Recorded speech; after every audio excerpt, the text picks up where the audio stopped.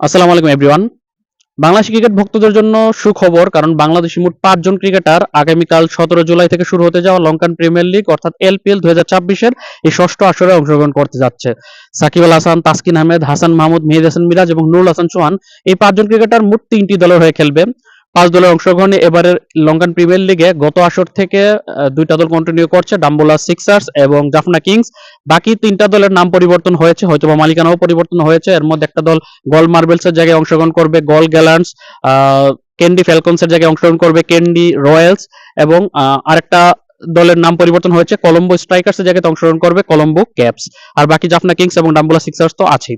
এর মধ্যে থেকে গত ১লা জুন এবারে এলপিএল এর প্লেয়ার্স ড্রাফট অনুষ্ঠিত হওয়ার আগে জাফনা কিংস, গতবারে অংশ নেওয়ার দল জাফনা কিংস, তারা সরাসরি চুক্তিতে বাংলাদেশি ২ তারকা ক্রিকেটার সাকিব আল হাসান এবং তাসকিন আহমেদকে তাদের দলে সংযুক্ত করে নেয়।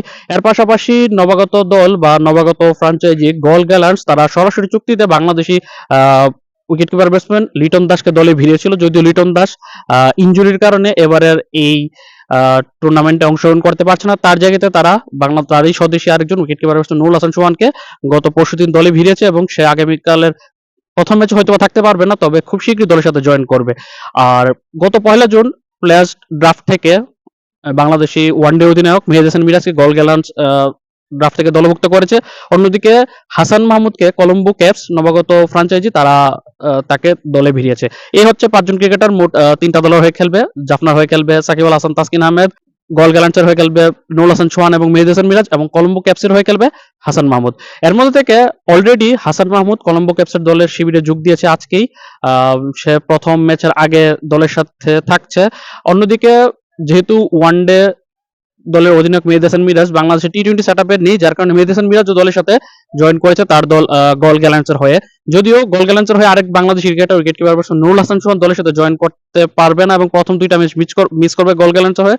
কারণ হচ্ছে বর্তমানে নুরুল হাসান সোহান কিন্তু বাংলাদেশ এবং জিম্বাবুয়ের মধ্যকার ৩ ম্যাচে টি-20 সিরিজের স্কোয়াডে রয়েছে। একটা ম্যাচ অনুষ্ঠিত হয়েছে গতকাল ১৫ জুলাই। বাকি দ্বিতীয় এবং তৃতীয় টি-20 ম্যাচগুলো অনুষ্ঠিত হবে ১৭ এবং ১৯ জুলাই, যার কারণে ১৯ জুলাইয়ের পরেই সে গিয়ে লঙ্কাতে দলের সাথে জয়েন করবে গলের দলে। যার কারণে সে গল গ্যালান্টসের হয়ে প্রথম 2টা ম্যাচ আগামীকাল ১৭ জুলাই এবং আগামী ১৮ জুলাই 2টা ম্যাচ মিস করবে, যেগুলো কলম্বোতে অনুষ্ঠিত হবে।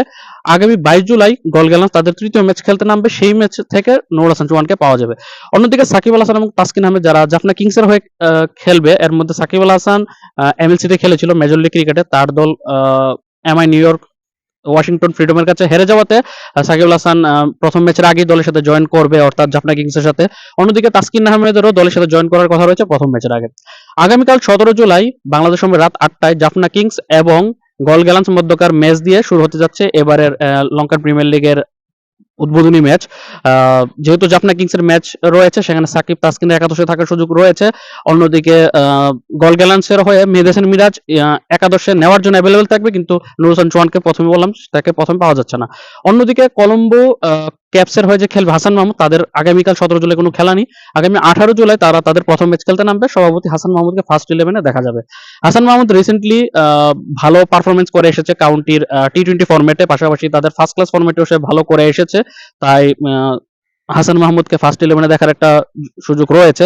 অন্যদিকে মেহেদী হাসান মিরাজকে কি আগামীকালকের উদ্বোধনী ম্যাচে গল গ্যালান্টস খেলাবে কিনা ফার্স্ট 11-এ, সেটা শঙ্কার বিষয়।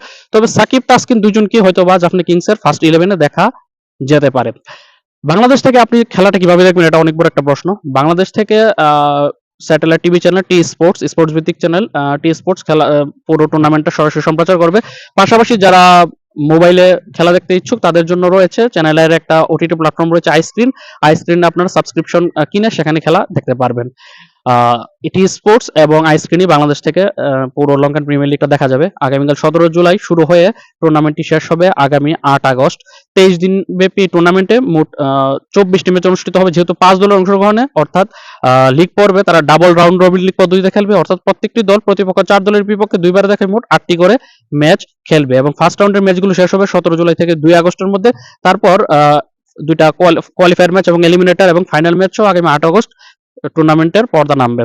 সাকিব, তাসকিন, সোহান, মিরাজ এবং হাসান মাহমুদ তাদের দলের ম্যাচগুলো কবে, কোন দিন, কয়টার সময় অনুষ্ঠিত হবে, কার কার সাথে খেলা, সেটা নিয়ে আমি হয়তো বিস্তারিত পরে ভিডিওতে আলোচনা করব, সেপারেট ভিডিওগুলোতে তাদের ম্যাচেস নিয়ে। যদি আপনারা সেটা চান অবশ্যই কমেন্টে জানাবেন। তো এই ছিল সবশেষ আপডেট। আল্লাহ হাফেজ।